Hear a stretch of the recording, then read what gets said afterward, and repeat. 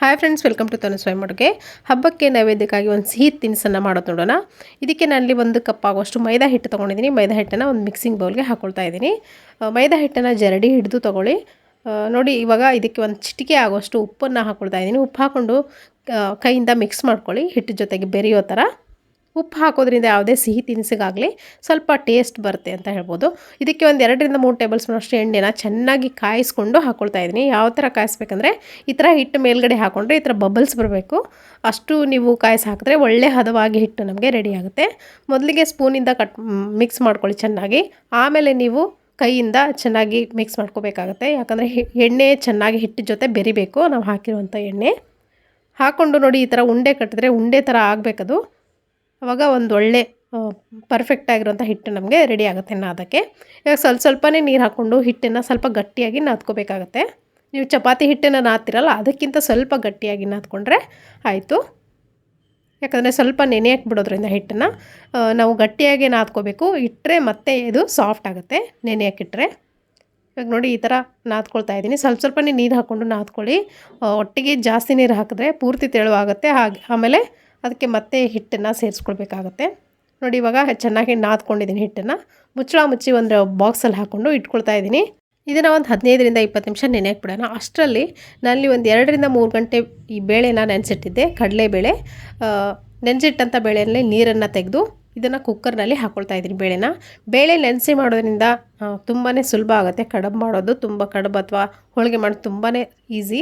ಇವಾಗ ನೋಡಿ, ಮುಳುಗೋವಷ್ಟು ನೀರು ಹಾಕ್ಕೊಂಡಿದ್ದೀನಿ. ಅಥವಾ ಆ ಕಪ್ಪಿಂದ 2 ಕಪ್ ಆಗೋಷ್ಟು ನೀರನ್ನು ಹಾಕ್ಕೊಂಡು ಸ್ವಲ್ಪ ಎಣ್ಣೆ ಹಾಕ್ಕೊಂಡ್ರೆ ಬೇಗನೆ ಬೇಯುತ್ತೆ, ಸಾಫ್ಟಾಗಿ ಬೇಯುತ್ತೆ.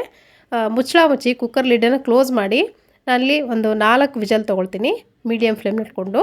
ಆವಾಗ ನಮಗೆ ಬೇಕಾದಂತಹ ಅದಕ್ಕೆ ಬೇಳೆ ಬೆಂದಿರತ್ತೆ. ಇವಾಗ ನೋಡಿ, ಒಂದು 4 ವಿಜಲ್ ಕೂಗಿಸ್ಕೊಂಡಿದ್ದೀನಿ. ಇದನ್ನು ತೆಗೆದು ನೋಡೋಣ. ಸ್ಟೀಮೆಲ್ಲ ಹೋದ್ಮೇಲೆ ತೆಗಿರಿ. ಇವಾಗ ನೋಡಿ, ಈ ಹದಕ್ಕೆ ಬೆಂದಿದೆ. ಮೇಲ್ಗಡೆ ನೀರಿದೆ ನೋಡಿ, ಆ ಬೇಳೆ ಕಟ್ಟು ಅಂತ ಏನು ಕರಿತೀವಿ, ಅದನ್ನು ನಾನು ಸೆಪ್ರೇಟ್ ಮಾಡ್ಕೊಳ್ತಾ ಇದ್ದೀನಿ. ಇದರಿಂದ ಹೋಳಿಗೆ ಸಾರನ್ನು ಮಾಡ್ಬೋದು. ನೋಡಿ, ನಾನಲ್ಲಿ ಮಾಡ್ತಿರೋದು ಹೋಳಿಗೆ ಅಲ್ಲ. ನೋಡಿ, ಈ ಥರ ಬೇಳೆ ಬೆಂದಿರಬೇಕು ಚೆನ್ನಾಗಿ. ನೋಡಿ, ಕೈಯಿಂದ ಮ್ಯಾಶ್ ಮಾಡಿದರೆ ಚೆನ್ನಾಗಿ ಮ್ಯಾಶ್ ಆಗಬೇಕು. ಇದಕ್ಕೆ 1 ಕಪ್ ಆಗೋಷ್ಟು ನಾನು ತೊಗೊಂಡಿರೋಂಥ ಬೇಳೆ ಕಪ್ ಏನಿದೆ ಅದರಿಂದ 1 ಕಪ್ ಆಗೋಷ್ಟು ನಾನು ಸಮ ಪ್ರಮಾಣದಲ್ಲಿ ಬೆಲ್ಲವನ್ನು ಸೇರಿಸ್ಕೊಳ್ತಾ ಇದ್ದೀನಿ. ಜಾಸ್ತಿ ಬೆಲ್ಲ ತಿನ್ನೋದು ಇಷ್ಟ ಇರೋರು, ಅಂದರೆ ಸ್ವೀಟ್ ಜಾಸ್ತಿ ತಿನ್ನೋಕ್ಕೆ ಇಷ್ಟ ಇರೋರು ಸ್ವಲ್ಪ ಇದಕ್ಕಿಂತ ಸ್ವಲ್ಪ ಪ್ರಮಾಣನ ಜಾಸ್ತಿ ಮಾಡ್ಕೋಬೋದು. ಅಂದರೆ ಮತ್ತೆ ಒಂದು ಸ್ವಲ್ಪ 1/4 ಕಪ್ ಆಗೋಷ್ಟು ನೀವು ಹಾಕ್ಕೋಬೋದು ಬೆಲ್ಲನ. ಇಷ್ಟು ಕರೆಕ್ಟಾಗಿ ಇರೋವಂಥ ಹದ ಬರುತ್ತೆ.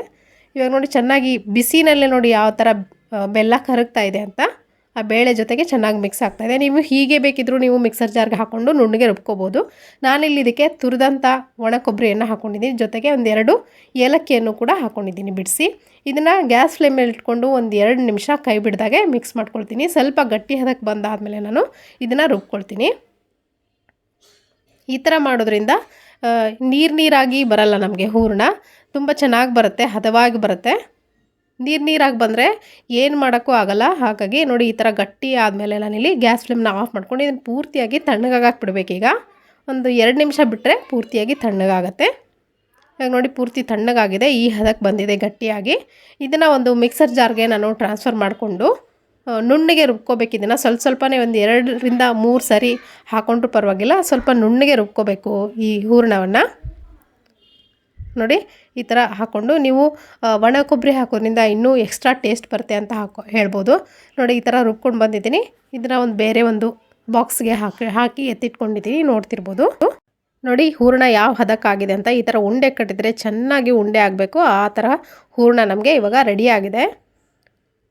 ಇದನ್ನು ಸೈಡಲ್ಲಿ ಎತ್ತಿಟ್ಕೊಂಡು ಇವಾಗ ನೋಡಿ, ಆವಾಗಲೇ ನಾದ್ಕೊಂಡು ಇಟ್ಕೊಂಡಂಥ ಹಿಟ್ಟು ಚೆನ್ನಾಗಿ ನೆನೆದು ಮತ್ತೆ ಸಾಫ್ಟ್ ಆಗಿರುತ್ತೆ. ಹಾಗಾಗಿ ಮೊದಲೇ ಹೇಳಿದ್ದು ನಾನು, ಸ್ವಲ್ಪ ಗಟ್ಟಿಯಾಗಿ ನಾದ್ಕೊಳ್ಳಿ ಹಿಟ್ಟನ್ನು. ನೋಡಿ, ಒಂದು ಅರ್ಧ ಭಾಗದಷ್ಟು ಹಿಟ್ಟು ತೊಗೊಂಡು ಇದನ್ನು ದೊಡ್ಡ ಚಪಾತಿ ಆಕಾರಕ್ಕೆ ಲಟ್ಟಿಸ್ಕೊಳ್ತಾ ಇದ್ದೀನಿ ನಾನು. ಒಣ ಮೈದಾ ಹಿಟ್ಟಲ್ಲಿ ನಾನಿಲ್ಲಿ ಡಿಪ್ ಮಾಡಿಕೊಂಡು ಲಟ್ಟಿಸ್ಕೊತೀನಿ. ಪೂರ್ತಿ ತೆಳುವಾಗಲೂ ಲಟ್ಟಿಸ್ಬೇಡಿ, ಪೂರ್ತಿ ದಪ್ಪವಾಗೂ ಲಟ್ಟಿಸ್ಬೇಡಿ. ಒಂದು ಮೀಡಿಯಮ್ ಹದಕ್ಕೆ ನೀವು ಲಟ್ಟಿಸ್ಬೇಕಾಗತ್ತೆ. ಚಪಾತಿಯಷ್ಟು ದಪ್ಪವಾಗೂ ಲಟ್ಟಿಸ್ಬಾರ್ದು, ಚಪಾತಿಗಿಂತ ತೆಳುವಾಗೂ ಲಟ್ಟಿಸ್ಬಾರ್ದು. ನೋಡಿ, ಈ ಥರ ಒಂದು ಬೌಲ್ನ ಇಟ್ಕೊಂಡು, ಅಥವಾ ರಿಂಗ್ ಕಟ್ಟರಿದ್ರೆ ರಿಂಗ್ ಕಟ್ಟರಿಂದ ಕಟ್ ಮಾಡ್ಕೊಳ್ಳಿ. ಚಿಕ್ಕ ಆಕಾರಕ್ಕೆ ಕಟ್ ಮಾಡ್ಕೋಬೇಕು. ನೀವು ಸ್ವೀಟ್ ತಿನ್ನೋ ಬೌಲ್ ಇರುತ್ತಲ್ಲ, ಒಂದು ಚಿಕ್ಕದು ಆ ಆಕಾರಕ್ಕೆ ಕಟ್ ಮಾಡಿಕೊಂಡು ನಾನಿಲ್ಲಿ ಹೂರಣನ ಎಷ್ಟು ಹಿಡ್ಸತ್ತೆ ನೋಡಿ ಅಷ್ಟು ಮಾತ್ರ ಹೂರಣನ ಈ ಥರ ಸಿಲಿಂಡ್ರಿಕಲ್ ಶೇಪ್ನಲ್ಲಿ ಮಾಡಿಕೊಂಡು ಇದ್ರ ಮೇಲ್ಗಡೆ ಇಟ್ಕೊಳ್ತಾ ಇದ್ದೀನಿ. ಇವಾಗ ಒಂದು ಚಿಕ್ಕ ಬೌಲಲ್ಲಿ ನೀರನ್ನು ತೊಗೊಂಡು ಎಡ್ಜಸ್ಗೆ ನೀರನ್ನು ಹಚ್ಕೊಳ್ತಾ ಇದ್ದೀನಿ. ನೋಡಿ ಇವತ್ತು ಈ ಥರ ನೀರನ್ನು ಹಚ್ಕೋಬೇಕು. ತುಂಬಾ ರುಚಿಯಾಗಿರುತ್ತೆ. ಬಟ್ಟು ಕಡುಬು ಅಂತ ಏನು ಕರಿತೀವಿ, ತುಂಬ ರುಚಿಯಾಗಿರುತ್ತೆ. ಒಂದು ಬಟ್ಟಿನ ಅಷ್ಟೇ ಉದ್ದವಾಗಿರುವಂಥ ಬಟ್ಟೆ ಕಡುಬು ತುಂಬ ರುಚಿಯಾಗಿರುತ್ತೆ. ಲಕ್ಷ್ಮೀ ದೇವಿಗೆ ನೀವು ಪೂಜೆಗೆ ನೈವೇದ್ಯಕ್ಕೆ ಇದು ಒಂದು ಒಳ್ಳೆ ಶ್ರೇಷ್ಠವಾದಂಥ ಸ್ವೀಟ್ ಅಂತ ಹೇಳ್ಬೋದು. ಖಂಡಿತವಾಗ್ಲೂ ನೀವು ಕೂಡ ಈ ವರಮಹಾಲಕ್ಷ್ಮಿ ಹಬ್ಬಕ್ಕೆ ಇದನ್ನು ಮಾಡ್ಕೊಳ್ಳಿ, ನೈವೇದ್ಯಕ್ಕೆ ಇಡ್ಬೋದು. ಇವಾಗ ನೋಡಿ ಎಲ್ಲವನ್ನು ತುಂಬ್ಕೊಂಡು ಇಟ್ಕೊಂಡಿದ್ದೀನಿ ನಾನು ರೆಡಿ ಮಾಡಿಕೊಂಡು. ಎಣ್ಣೆ ಚೆನ್ನಾಗಿ ಕಾಯ್ದಾದ್ಮೇಲೆ ಮೀಡಿಯಮ್ ಊರಿನಲ್ಲಿ ಇಟ್ಕೊಂಡು ಇದನ್ನು ಫ್ರೈ ಮಾಡ್ಕೋಬೇಕಾಗತ್ತೆ. ಚೆನ್ನಾಗಿ ಫ್ರೈ ಆಗಬೇಕು. ನಾವು ಎಣ್ಣೆಯನ್ನು ಕಾಯಿಸಿ ಹಾಕಿರೋದ್ರಿಂದ ತುಂಬ ಕ್ರಿಸ್ಪಿಯಾಗಿ ಸಾಫ್ಟಾಗಿ ಒಳಗಡೆ ಚೆನ್ನಾಗಿ ಟೇಸ್ಟಿಯಾಗಿ ಆಗುತ್ತೆ ಈ ಕಡುಬು. ನೋಡಿ ಚೆನ್ನಾಗಿ ಕೆಂಪಗಾಗೋವರೆಗೂ ಫ್ರೈ ಮಾಡಿಕೊಂಡು ಇದನ್ನು ತೆಗೆದ್ರೆ ಆಯಿತು. ಸ್ವಲ್ಪ ಟೈಮ್ ತೊಗೊಳ್ಳಿ ಫ್ರೈ ಮಾಡಲಿಕ್ಕೆ, ಯಾಕಂದರೆ ಈ ಥರ ಕಲ್ಲರ್ ಬರಬೇಕಂದ್ರೆ ಸ್ವಲ್ಪ ಟೈಮ್ ತೊಗೊಳುತ್ತೆ. ಹಾಗಾಗಿ ಸ್ವಲ್ಪ ಹೊತ್ತು ಇದನ್ನು ಪೇಷನ್ಸಿಂದ ಫ್ರೈ ಮಾಡಿಕೊಂಡು ತೆಗೆದ್ರೆ ಆಯಿತು. ನೋಡಿ ಈ ಥರ ಕಲರ್ ಬಂದಾದಮೇಲೆ ನಾನಿಲ್ಲಿ ತೆಗಿತಾ ಇದ್ದೀನಿ ಇದನ್ನು. ತುಂಬ ರುಚಿ ಆದಂಥ ಕರಿಗಡುಬು ಅಥವಾ ಕಡುಬು ರೆಡಿಯಾಗಿದೆ. ಹೂರಣದ ಕಡುಬು ತುಂಬ ರುಚಿಯಾಗಿರುತ್ತೆ. ಖಂಡಿತ ನೀವು ಕೂಡ ಇದನ್ನು ನಿಮ್ಮ ಮನೆಯಲ್ಲಿ ನೈವೇದ್ಯಕ್ಕಾಗಿ ಮಾಡಿಕೊಂಡು ಹೇಗಿತ್ತು ಅಂತ ಅಭಿಪ್ರಾಯ ತಿಳಿಸಿ. ಇವತ್ತಿನ ಈ ರೆಸಿಪಿ ನಿಮಗೆ ಖಂಡಿತ ಇಷ್ಟ ಆಗಿದೆ ಅಂದ್ಕೊಳ್ತೀನಿ. ಇಷ್ಟ ಆಗಿದರೆ ಒಂದು ಲೈಕ್ ಮಾಡೋದನ್ನು ಮರಿಬೇಡಿ. ಹಾಗೆ ನಮ್ಮ ಚಾನಲ್ಗೆ ಯಾರು ಸಬ್ಸ್ಕ್ರೈಬ್ ಆಗಿಲ್ವೋ ದಯವಿಟ್ಟು ಸಬ್ಸ್ಕ್ರೈಬ್ ಮಾಡ್ಕೊಳ್ಳಿ. Thank you.